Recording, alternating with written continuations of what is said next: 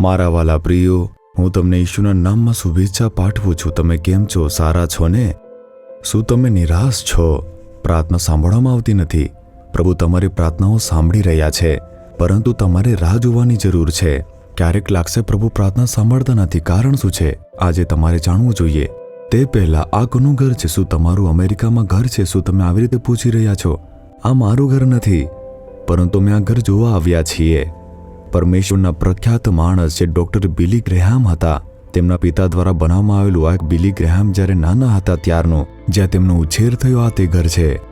આ જે છે અમેરિકામાં ઉત્તર કેરોલિન નામનું એક રાજ્ય છે. ત્યાં ચાર્લેટ નામનું એક શહેર છે અને તે તેમનું એક વતન છે, ગામ છે. ડોક્ટર બિલી ગ્રેહામના જે પિતા હતા તેમણે વર્ષ 1927ની અંદર આ ઘર બનાવ્યું હતું. તે સમયે તેની કિંમત $9,000 હતી અને તેમના પિતાએ જ્યારે આ ઘર બનાવ્યું હતું ત્યારે આની અંદર શૌચાલય પણ બનાવ્યું હતું. અને ડોક્ટર બિલી ગ્રેહામ નાના હતા તે જોઈને ખુશ થયા અને તેની પહેલાના સમયે તેઓ ઘરની બહાર શૌચાલય ધરાવતા હતા. તેથી આ ફર્સ્ટ ટાઈમ અંદર શૌચાલય હતું અને તે જોઈને તે ખૂબ જ ખુશ થઈ ગયા હતા. તે બાળપણથી જ અહીં મોટા થયા હતા. અને ખરેખર જુઓ તો આ જે ઘર છે અહીંથી લગભગ 20 કિલોમીટર દૂર ચાર્લેટમાં હતું, પરંતુ આ જે જગ્યા છે તે પણ તેમની જ છે. અહીં જ તેમણે બિલી ગ્રેહામ લાઇબ્રેરી નામનું એક સુંદર સંગ્રહાલય પણ બનાવ્યું છે. આ સંગ્રહાલયનું ઉદ્ઘાટન કરવા માટે 9 અમેરિકન રાષ્ટ્રપતિઓ, જે અમેરિકા દેશના રાષ્ટ્રપતિઓ હતા, 9 રાષ્ટ્રપતિઓ ભેગા થયા હતા અને ઉદ્ઘાટન કર્યું હતું. આવા એક ખૂબ જ પ્રખ્યાત વ્યક્તિ હતા ડોક્ટર બિલી ગ્રેહામ. જ્યારે તેમનું અવસાન થયું હતું અને તેમની પત્નીનું અવસાન થયું હતું ત્યારે આ જ કેમ્પસની અંદર તેમને દફનાવવામાં આવ્યા હતા. તેમની સાથે જે સેવા કાર્યમાં ગાઢ રીતે સંકળાયેલા લોકો હતા તેમને પણ, તે 3 લોકોને પણ અહીં જ દફનાવવામાં આવ્યા હતા. આવી રીતે આ ખૂબ જ એક મહત્વપૂર્ણ સ્થળ છે. આ તે જગ્યા છે જ્યાં તેઓ રહેતા હતા. તમે કહો છો કે આ ઘર જે છે અહીંથી 20 કિલોમીટર દૂર પહેલા આવેલું હતું, પરંતુ તે અહીં કેવી રીતે ખસેડ્યું? તેઓએ ત્યાંથી ઘરને ઉખેડીને અહીં ખસેડ્યું અને આખી દુનિયાના લોકો તે આ જોવા માટે અહીં આવે છે અને તે ખૂબ જ આનંદથી જોઈ છે. અને તેથી આ જે સ્થળ છે તે ખરેખર એક અદ્ભુત સ્થળ છે. જો તમે અમેરિકા આવો છો ત્યારે તમારે આ જોવા માટે આવવું જોઈએ. અહીં પરમેશ્વરના એક દાસ તે રહેતા હતા અને તેમને અહીં દફનાવવામાં આવ્યા હતા. તમારે ભૂલ્યા વિનાની મુલાકાત લેવી જોઈએ. મારો જેમ જેમ ઉદ્ધાર થતો ગયો, મેં પરમેશ્વરને મને ખૂબ જ ઈચ્છા સાથે 2 દેશોમાં લઈ જવા માટે કહ્યું. પહેલું ઇઝરાયલ રાષ્ટ્ર, કારણ કે ઈશુનું જન્મ, ઉછેર અને ચમત્કારો ત્યાં થયા છે. 1970માં મને આની ઝંખના હતી. બીજી જગ્યા હતી અમેરિકા. હું ત્યાં સેવા માટે જવા માંગતો ન હતો. મારા મનમાં એવો બિલકુલ પણ વિચાર ન હતો.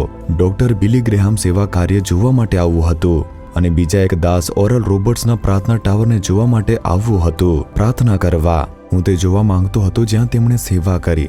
ત્રીજા એક પ્રભુના દાસ, જેમનું ઓસબોર્ન ફાઉન્ડેશન ઓક્લાહોમામાં આવ્યું હતું. આ બધું જોવા માટે હું અહીં આવવા માંગતો હતો. તેથી મેં પ્રભુને કહ્યું હતું. અને જો પ્રભુ મને દર વર્ષે અહીં લાવી રહ્યા છે, તે મને અહીં સેવા કરવા માટે લાવે છે. પરમેશ્વરે મને ચાર્લેટમાં પણ સેવા કરવામાં મદદ કરી છે. હવે શું તમે વિચારો છો કે પ્રભુ મને શું કહી રહ્યા છે? યોહાન 15મો અધ્યાય તેની 7મી કલમ જુઓ. જો તમે મારામાં રહો અને મારા વચન તમારામાં રહે તો જે કંઈ તમે ચાહો તે માંગો એટલે તે તમને મળશે. પ્રભુ કહી રહ્યા છે, મારા દીકરા દીકરી, તમે જે કંઈ માંગશો તે તમારા માટે થશે. આમ પરમેશ્વર ઈસુ વચન આપે છે. શું ઈચ્છો છો? નોકરી, ઉપચારને છુટકારો ઈચ્છો છો? બાળકોનું લગ્ન, ગર્ભનો આશીર્વાદ, ઘરનું બાંધકામ? તમે જીવનમાં શું ઈચ્છો છો? તમે જે કંઈ માંગશો તે તમારા માટે થઈ જશે. પ્રભુએ વચન આપ્યું છે, તે જૂઠું બોલતા નથી. પરંતુ તમે કહો છો માંગ્યા પછી પણ કંઈક થઈ રહ્યું નથી. જેમ તમે અમને પ્રાર્થના કરવાનું કહો છો તેમ અમે દરરોજ પ્રાર્થના કરીએ છીએ, કંઈ થતું નથી. ઈશુ શું કહે છે તે સાંભળો. જો તમે લોકો મારામાં રહો અને મારા વચનો તે તમારી અંદર રહે છે. 2 બાબતો છે. શું તમે ઈશુમાં રહો છો? તમે એક દિવસ પ્રાર્થના કરો છો અને બીજા દિવસે પ્રાર્થના કરવાનું ભૂલી જાઓ છો. એક અઠવાડિયે તમે ચર્ચમાં જાઓ છો, તમે પ્રભુને શોધો છો, બીજા દિવસે તમે જતા નથી, તેમનામાં રહેતા નથી. તમે ડોલતા હોય તેવું લાગે છે. એક દિવસ પ્રાર્થના કરો છો, બીજા દિવસે ભૂલી જાઓ છો. એક દિવસ પ્રભુને શોધો છો, પછી સૂતા નથી.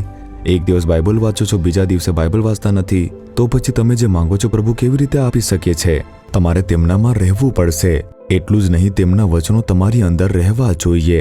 એટલા માટે તમારે બાઇબલના વચનો વાંચીને તમારે પ્રાર્થના કરવી જ જોઈએ. તમારે રોજ બાઇબલના વચન વાંચવા જોઈએ, વચનોને તમારા હૃદયમાં ઉતારવા જોઈએ. તમારે ઈશુમાં રહેવું જોઈએ, તેમના વચનો તમારી અંદર રહેવા જોઈએ. પછી તમે પરમેશ્વર પાસે કંઈ પણ માંગશો તે પરમેશ્વર તરત જ તમને આપી દેવાના છે. ખૂબ જ સરળ. શું પ્રભુએ મુશ્કેલ માંગ્યું છે? તેથી આજે પોતાને પ્રતિબદ્ધ કરો. હે પ્રભુ, હું તમારામાં રહીશ.